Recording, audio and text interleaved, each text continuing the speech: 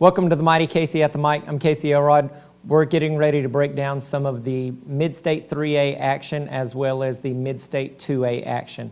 Some of the things that have taken place over the last couple of weeks in Mid-State 2A, the teams are still continuing to play non-conference games. They only have 6 teams in that conference, and so they don't have to get into conference play just yet. They've even got another week of non-conference action still up. Reidsville has had a little bit of a bumpy road the last couple of weeks, but that's because they're playing against some of the best teams in the state.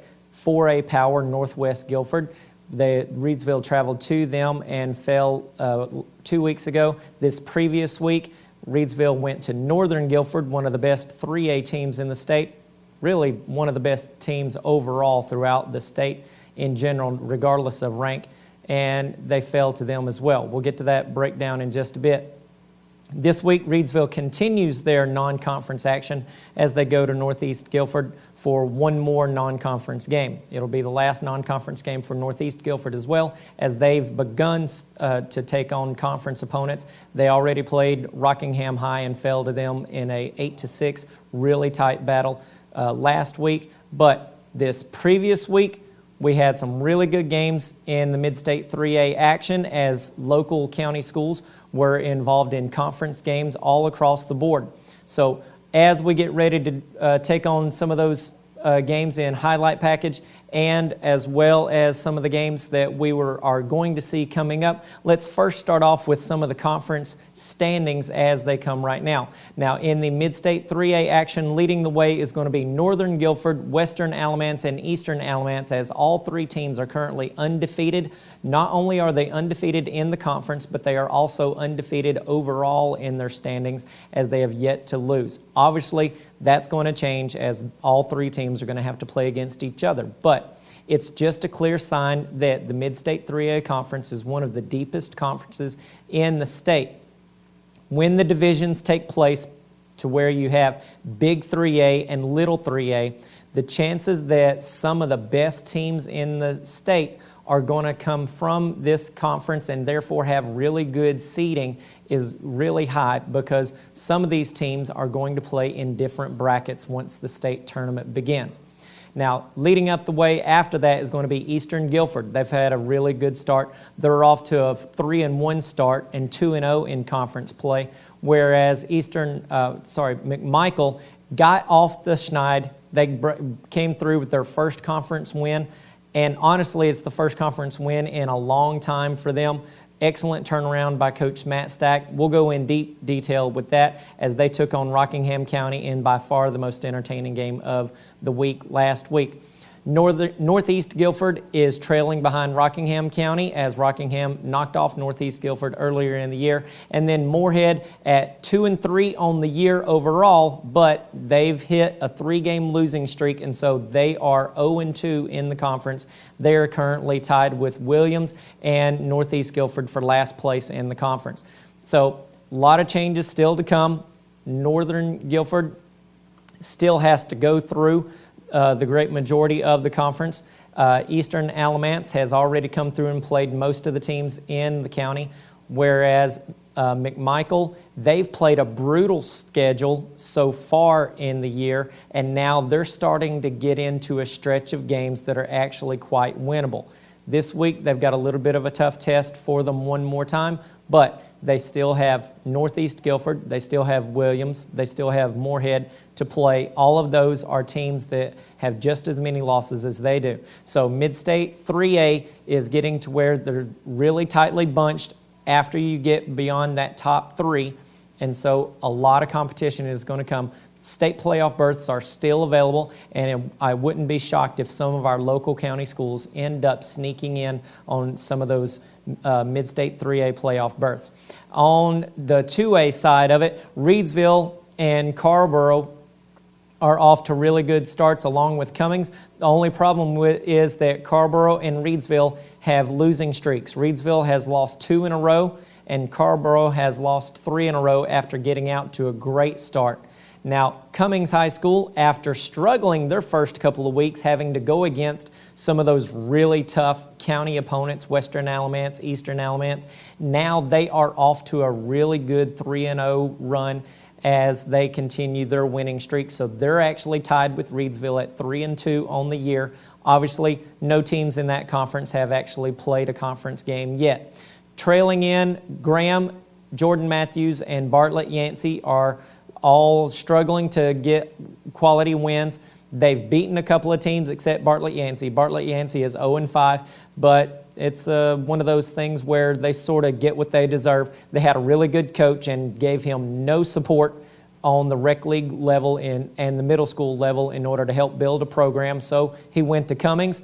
What's he doing? Making some changes as his system gets put in place. They're continuing to win. He's a really good coach, so I wouldn't be surprised if they don't get back to where they belong as one of the top teams in the state before too long.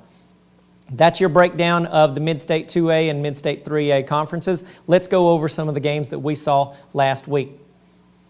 First up was Reidsville versus Northern. Highly anticipated. You got one of the best teams in the 2A division of the state against one of the best teams in the 3A division of the state. Northern Guilford had not been challenged by anyone at this point in the year. They were really just rolling over everybody. No one had even scored more than 12 points on them so far this season. But Reidsville came in also one of the best offenses and best defenses in the state. However, some miscues, 6 turnovers really cost Reidsville, caused them to really have a lot of problems in moving the ball in the air as they only had about 35 yards passing. That's really low for Reidsville. Even though they're a really strong running team, they still had over 170 yards rushing, but only 35 yards passing is very low, especially if you're going to go against a team as powerful as Northern Guilford. You have to be able to put the ball in the end zone whenever you're going to play against an opponent like that. Now, Reidsville did hold Northern Guilford lower in points than what they had been scoring and what they had expected to score. However, the big plays really cost Reidsville, giving up 2 bombs for touchdowns, including a 58-yard touchdown that basically made the winning score because it gave them a 21-7 lead. And that lead ended up going into half 21-10, but a high snap on a field goal instead of being 21-13 to go into half ended up making that an unattainable win for Reidsville.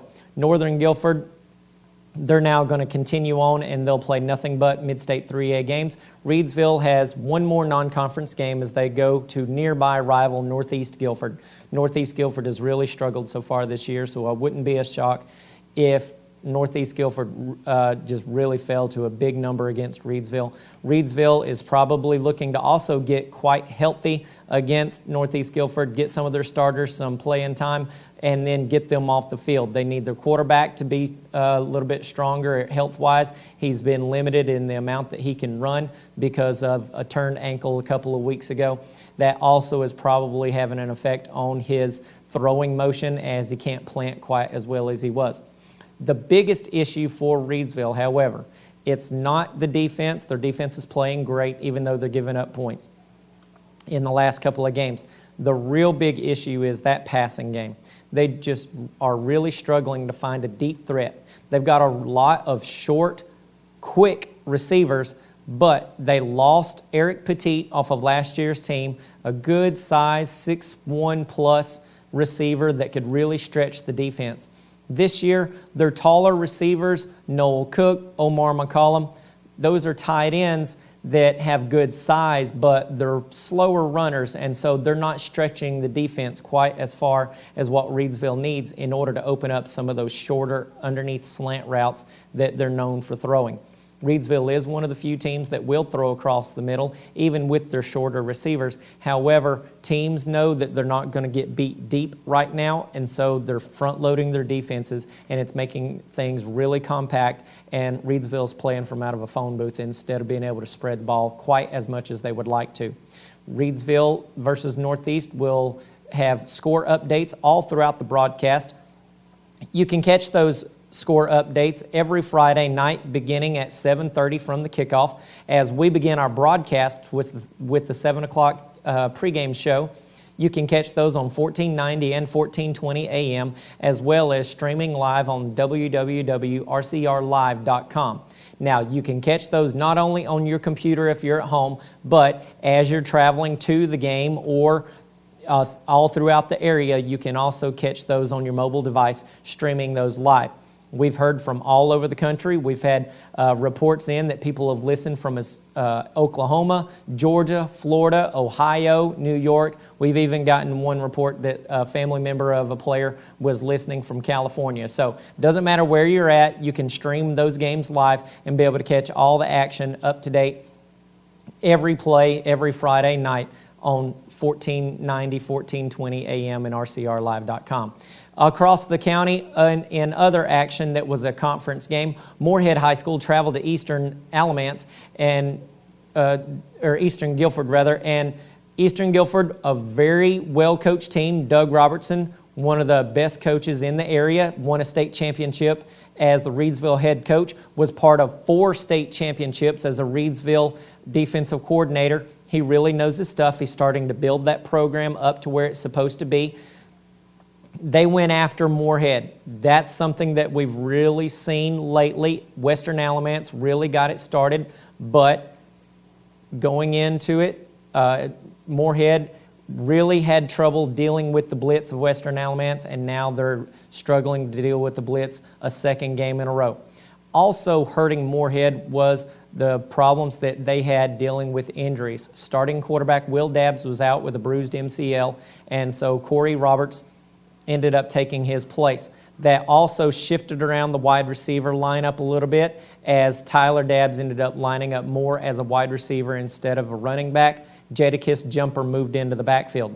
That ended up being actually a really strong positive for Moorhead on the running side of it, as Jadakiss Jumper had 142 yards on only 9 carries. He's a very explosive runner, has the chance to break any play for a big play. Last year on special teams, he had multiple touchdown runs over 70 yards on punt returns and kick returns. So it seems like he is a pretty good fit there at running back. However, Tyler Dabbs is such a good threat for multiple positions. You don't want to just pull him out of that position full time. He still needs to line up at wide out, still needs to line up at running back in order to make use of his talents, because he can do so many things. However, he's a little bit cleaner in running his routes, and he's got really good hands. So he's probably their best option as a wide out, especially on the short passes when the quarterback has to call a hot route in order to get the ball out of his hands quickly. Tyler's pretty good about going into coverage and playing through a hit. So he's a really good threat as a wide receiver.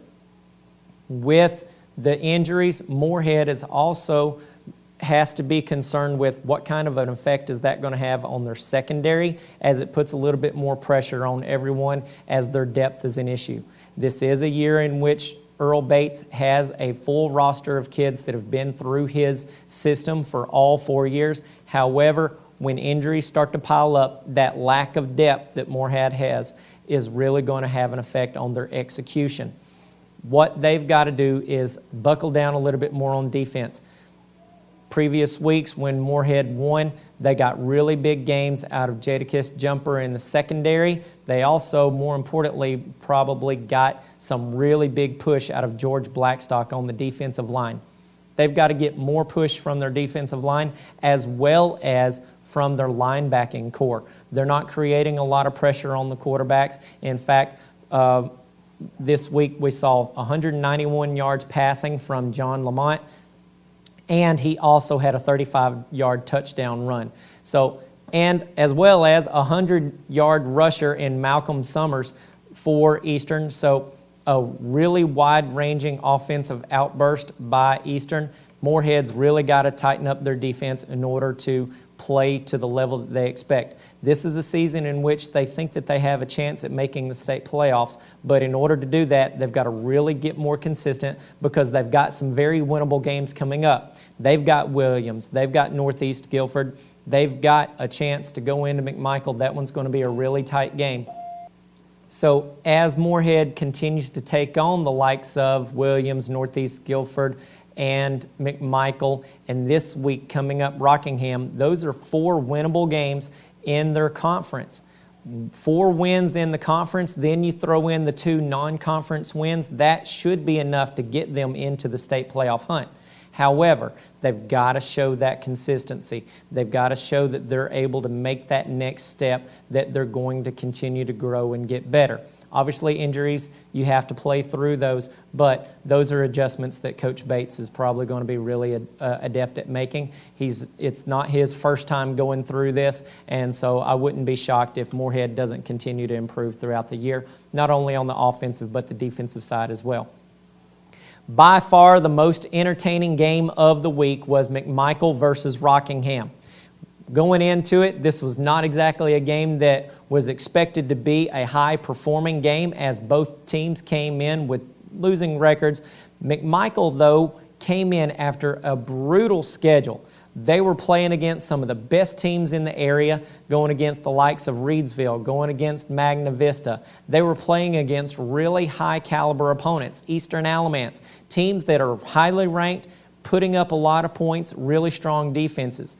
They've stayed competitive in all the games, and they also continued to improve in each game. In fact, against Eastern Alamance, a team that is very highly rated, a team that is known for putting points on the board and playing really good defense, McMichael put up over 450 yards of offense. They had just not gotten on the scoreboard that often, so against Rockingham, one of the very first things, first drive, they march it down and get on the scoreboard. That's when we knew that things were off to a really good start for McMichael, because the second possession, they marched it right down the field and took a 14-0 lead. Now, Rockingham, coming off that victory against Northeast Guilford, after they came from behind and were able to win on a touchdown run with only 7 seconds to go, they still had a lot of fight and a lot of heart in them. They did a great job of marching right back down and scoring. They missed the extra point, so it was 14-6. But next McMichael possession, Rockingham was able to create a turnover, pick up the fumble, and then march it right back down the field and score again. Failed 2-point conversion, left the score 14-12. Both teams did a fantastic job of moving the ball. They're starting to find the rhythm. For McMichael, it's been about spreading the ball around. Chris Wheeler finally had a game in which he ran the ball well for all 4 quarters. He was no longer just a second-half runner. He started the game right from the get-go, hitting the holes right up the middle, no dancing, no trying to move around. He just went right up the middle and earned his yards. Then quarterback Kemp was able to spread the ball around, and especially to a new target throwing across the middle, Troy Frobean, excuse me. It's hard not to say that he's Throwbean, because he was able to get into the end zone twice. Now, for McMichael, that's a really strong sign that not only have they been one of the few teams that throws across the middle, but that they're successful in getting those completions. They've had a couple of wide receivers now that have shifted over into the tight end position, gone across the middle, gotten those hard hits, held on to the ball. That's something that goes a long way toward making a quarterback feel really comfortable. Early on in the season, we noticed that Kemp was really trying to squeeze the ball just a little too hard. He was hesitating, waiting until players were already open before he let the ball go, instead of throwing it to the spot and letting them make a cut. He was also trying to throw it 100 miles an hour on every throw, and it was causing him to be inaccurate. This Friday night, however, he was loose, he was relaxed, especially after getting a couple of big completions to Frobean and some of his other wideouts. He started letting loose of the ball a little bit earlier. He also was being a bit more relaxed and able to really improve his consistency. So that's going to go a long way toward opening up the whole field for McMichael. When that's the case, that also allows their defense to get some rest. They don't have a lot of depth on defense. However, they do have a lot of big playmakers.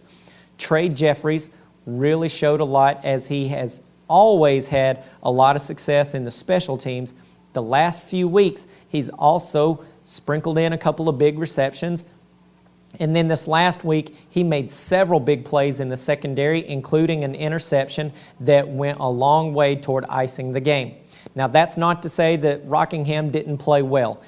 They really did a great job of continuing to move the ball down the field. Every time they would get near the red zone, though, they would shoot themselves in the foot, as Coach Stadler said, and end up costing themselves yards with penalties, and they also had a couple of turnovers.